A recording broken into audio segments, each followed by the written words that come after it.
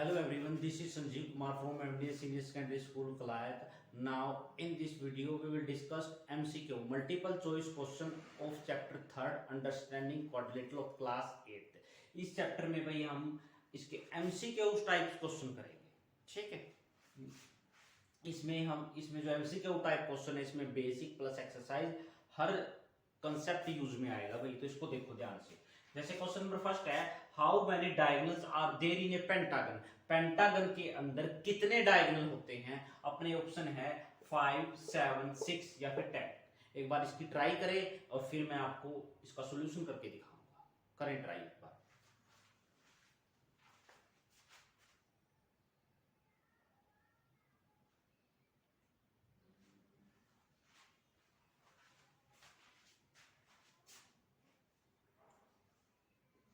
मैंने आपको एक फार्मूला लिखवाया था नंबर ऑफ डायगोनल्स निकालने का। क्या फार्मूला था? यहां नीचे देखें, n into n minus 2 by, क्या था formula? n into n minus 3 by 2। अब कितनी साइड्स हैं? पेंटागन है तो कितनी साइड्स हैं? 5 इंटू 5 माइनस 3 डिवाइड में 2, ठीक है। तो कितना आ गया? 5 मल्टीप्लाई 5 में से 3 गए 2, नीचे कितना है? 2 से 2 कट गया, कितना रह गया? 5 रह गया। तो इसका ऑप्शन कितना है? 5। तो ऐसे करना है भाई। ये एमसीक्यू टाइप जरूर क्वेश्चन है, लेकिन आपने सोल्व करके दिखाना है इसको, ठीक है। क्योंकि ये पता नहीं लगता भाई, बच्चा फिर आंसर टिक करके लाता है, चूज करके लाता है, ये पता नहीं होता कि उसने कैसे किया है। यूट्यूब से देखा है, गूगल पे फिल किया है या कहीं से कॉपी किया है। जब आप सोल्यूशन करोगे तो फिर आप सबको ये बता पाओगे कि आपने कैसे किया है, ठीक है। अपने फार्मूले में वैल्यू पुट की है भाई, n into n minus 3 by 2। n की जगह मैंने 5 रखा है क्योंकि पेंटागन है, इसकी 5 साइड्स होती है, ठीक है। उसके बाद है भाई, वो बोल रहा है ABCD पैरेललोग्राम है, ऐसे ABCD क्या है? पैरेललोग्राम है। उसने हमसे बोलता है कि angle A minus angle C लिखें। तो देखो, ये एंगल में से ये घटाना है, angle A minus angle C बताना है क्या होगा। तो एंगल A माइनस, हमें पता है ये पैरेललोग्राम है, इसके अपोजिट एंगल क्या होंगे?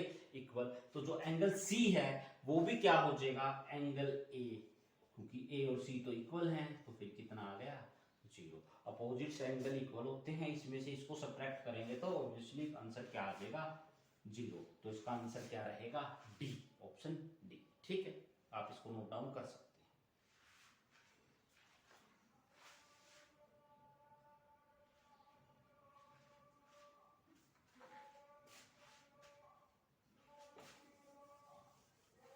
उसके बाद कुछ क्वेश्चन की प्रैक्टिस हम और करेंगे भाई।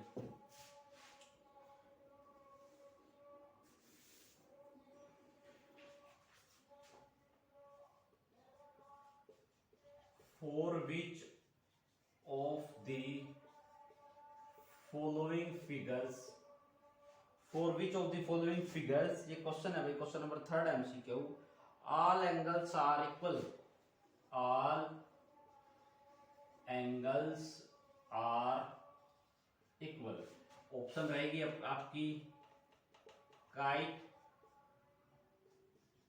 रेक्टेंगल, स्क्वायर, या फिर ऑप्शन डी है भाई ट्रेपीजियम। उसने हमें पूछा है जो ये फिगर नीचे दी हुई है उनमें सभी एंगल किस शेप में, किस क्वाड्रिलेटरल में इक्वल होते हैं। तो अपने पास काइट भी है, रेक्टेंगल भी है, स्क्वायर भी है और ट्रेपीजियम भी है, और इन सब की प्रॉपर्टी हमने पढ़ी है। तो हम क्या बोलेंगे कि सभी एंगल किस में इक्वल होते हैं भाई? देखो, सभी एंगल किस में इक्वल होते हैं? स्क्वायर में होते हैं, क्योंकि हमें पता है जो स्क्वायर होती है उसकी सभी साइड्स इक्वल होती हैं और सारे एंगल कितने के होते हैं? 90 डिग्री, ठीक है भाई। तो इसका जो राइट आंसर रहेगा वो क्या रहेगा? स्क्वायर, ठीक है। आप इसको नोट डाउन कर सकते हैं।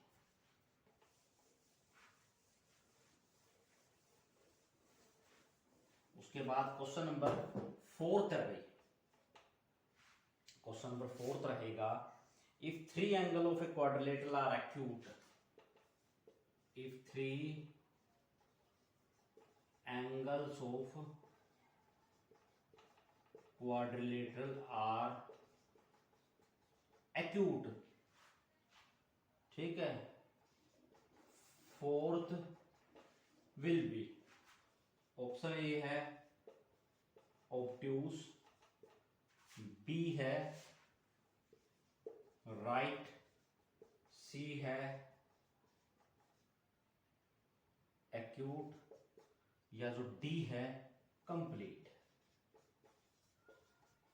देखो ये ऑब्ट्यूस है, राइट एंगल है, एक्यूट एंगल है और कंप्लीट एंगल है। उसने बोला है कि अगर किसी क्वाड्रिलेटरल के जो 3 एंगल हैं, ऐसे हम क्वाड्रिलेटरल बना लेंगे भाई, एक ये ऐसे, वो कह रहा है अगर ये और ये तीनों एक्यूट हैं तो जो फोर्थ है वो डेफिनेटली क्या होगा, ठीक है।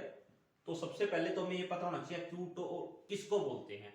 एक्यूट वो एंगल होते हैं जो 90 डिग्री से कम के होते हैं, ऑब्ट्यूस के होते हैं जो 90 डिग्री से ज्यादा के होते हैं, राइट एंगल 90 का और कंप्लीट एंगल 360 डिग्री का। तो देखो ये तो है ही नहीं भाई ऑप्शन, कंप्लीट तो हो ही नहीं सकता, क्योंकि अगर किसी क्वाड्रिलेटरल में एक एंगल ही 360 का है तो बाकी कितने के हैं, तो वो तो शेप क्वाड्रिलेटरल है ही नहीं, ठीक है। राइट एंगल भी पॉसिबल नहीं है भाई।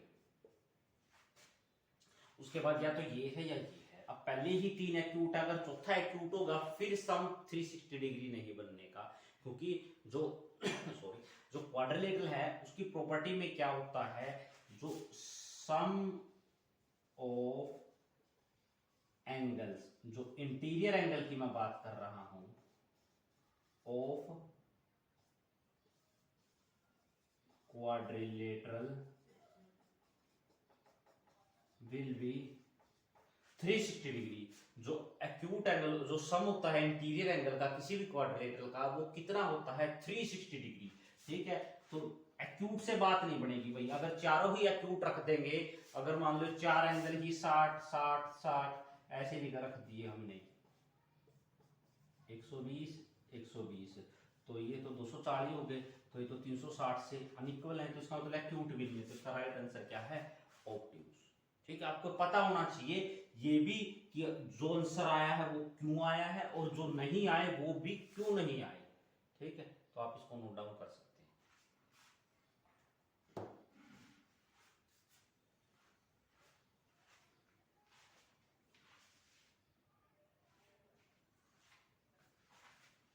उसके बाद लास्ट क्वेश्चन है भैया आज का आपका फिफ्थ, जो मैं करवाऊंगा। उसके बाद मैं कुछ क्वेश्चन प्रैक्टिस के लिए दूंगा जो आपने करने हैं।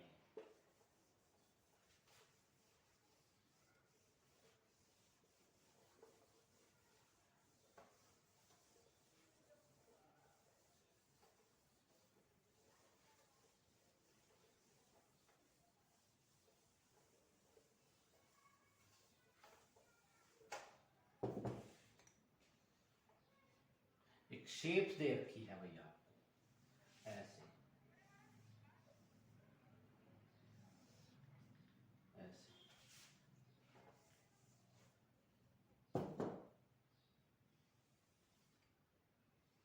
ऐसे जो ये और ये एंगल है ये हमें गिवन है, ये 60 है, ये x है, ये 110 है, और जो ये एंगल है ये कितने का है, 120 का है, ठीक है भाई। In adjoining figure find x। Option A है भाई 120, ऑप्शन बी है 130, ऑप्शन डी है 140। थोड़ा सा बड़ा लिखे भाई जीरो, कई बार डिग्री के साथ कंसिडर होता है ये, और डी क्या है आपका 150। देखो ये डायग्राम गिवन है और इसके 4 ऑप्शन है, x की वैल्यू निकालनी है भाई, निकाल दो फटाफट।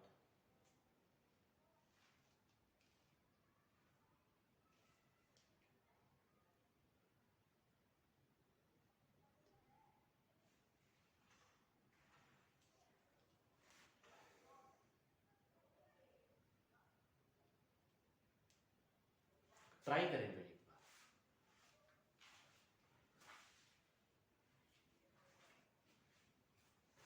देखो जो जिन बच्चों का बेसिक क्लियर है वो तो इजीली निकाल देंगे। देखो भाई मैंने बोला था, देखो इसको एंगल 1 मान लो,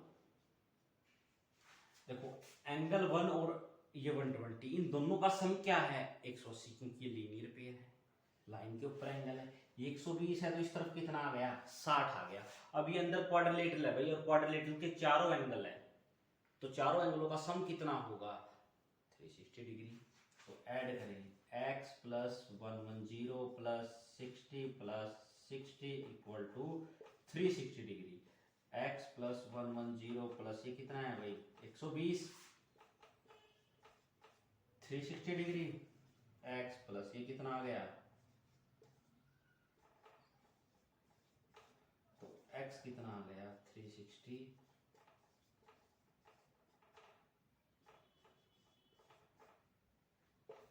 ऑप्शन बी। ठीक है भाई, रीजन लिखना बहुत जरूरी है, एमसीक्यू में ना लिखें, अगर वैसे क्वेश्चन आ रहा है सब्जेक्टिव टाइप उसमें आप लिखेंगे angle sum property of quadrilateral. Quadrilateral की एंगल सम प्रॉपर्टी है जिससे उसका जो सम है वो कितना होगा 360 डिग्री। ठीक है भाई, ये 120 है तो ये कितने का है 60 का है, क्योंकि लीनियर पेयर है। और उसके बाद इन सबका सम कितना है 360 डिग्री, तो हमने तीनों को ऐड कर दिया और उस तरफ 360 में से सब्ट्रैक्ट करेंगे, तब कितना एंगल आएगा 130 डिग्री। आप इसको नोट डाउन कर सकते हैं।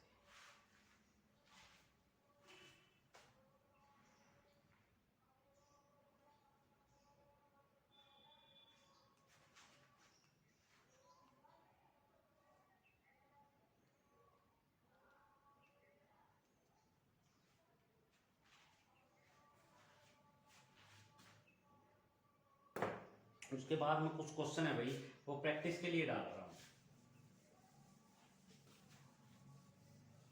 ये जो इस टाइप के क्वेश्चन है भाई आप लोगों ने खास तौर पे करने हैं, क्योंकि ये क्वेश्चन मैं अपनी तरफ से करवा रहा हूँ, ये आपको आपके एनसीईआरटी की बुक में नहीं मिलेंगे, लेकिन इनका इंपॉर्टेंट रोल बहुत है भाई आपके चैप्टर के रिगार्डिंग। ठीक है, अब मैं कुछ क्वेश्चन लिख रहा हूँ भाई, प्रैक्टिस क्वेश्चन है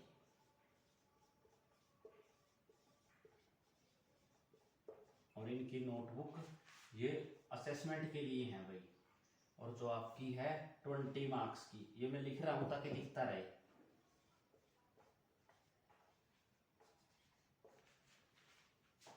ये 20 मार्क्स की जो असेसमेंट लगेगी आपकी, वो ये चेक करूंगा मैं जब, फिर वो देखूंगा किसने कितने किए थे। क्वेश्चन नंबर फर्स्ट रहेगा भाई आपका, how many diagonals are there in octagon. How many diagonals are there in octagon। octagon में कितने डायगोनल होते हैं, ऑप्शन है भाई आपके 16, B 18, C 10 और D है 20। उसके बाद सेकंड है how many diagonal are there in polygon. How many diagonals are there in polygon having 12 sides। एक पॉलीगन है भाई जिसकी 12 साइड्स हैं, उसमें कितने डायगोनल होंगे, तो ये भी आप फार्मूले से चेक करें, मैंने आपको फार्मूला बता रखा है। 12, B क्या है 24, C क्या है 60 या D क्या है 54। उसके बाद क्वेश्चन नंबर थर्ड रहेगा भाई, उसके बाद जो आपका क्वेश्चन नंबर थर्ड है, each interior angle of a regular octagon is. Each interior angle of a regular octagon is. Option A रहेगा 45, बी क्या है 125, सी क्या है 144 और डी क्या रहेगा आपका 135। आप इनको नोट डाउन करें कि जो इंटीरियर एंगल होता है रेगुलर ऑक्टागन में वो कितने का होता है, और मैंने आपको फार्मूला लिखवाया है। ठीक है, आपकी जो क्लासरूम है उसमें भी मैंने कुछ फार्मूलेज बताए थे आपको, वो अप्लाई करनी है आपने, ठीक है। उसके बाद एक क्वेश्चन हो रहा है भाई, वो देखेंगे, क्वेश्चन नंबर 4 है।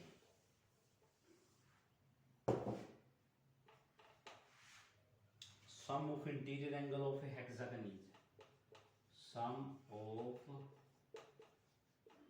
Interior angles of a hexagon is, option A रहेगा आपका 630, बी रहेगा 720, सी रहेगा 540 और डी रहेगा आपका 840। Sum of interior angle of a hexagon, जो हेक्सागन होती है कैसी होती है हेक्सागन, जिसमें 6 साइड होती हैं, 1 2 3 4 5 और 6, इसका जो इंटीरियर एंगल्स का जो सम रहेगा उसको भी निकालने का मैंने फार्मूला बताया है, आपने वो अप्लाई करना है। और उसके बाद ये आपने इसको करेक्ट करना है, एक बार इनको नोट डाउन करें भाई अच्छे से।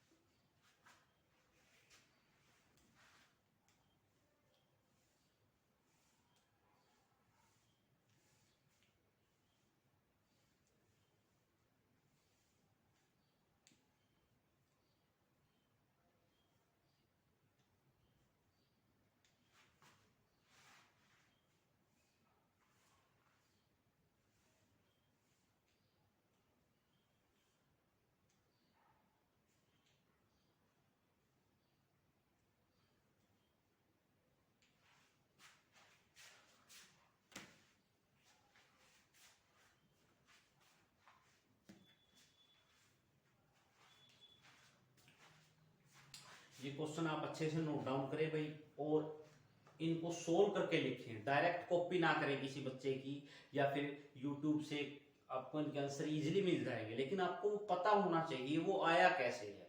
आंसर ये है या फिर ये है, वो मायने नहीं रखता। मायने ये रखता है, इंपॉर्टेंट बात ये है कि वो आया कहाँ से, किस कंसेप्ट से आया है, कैसा उसमें फार्मूलाज वगैरह लगा है, ठीक है। तो आप लोगों ने ये अच्छी तरह से नोट डाउन करनी है, ठीक है।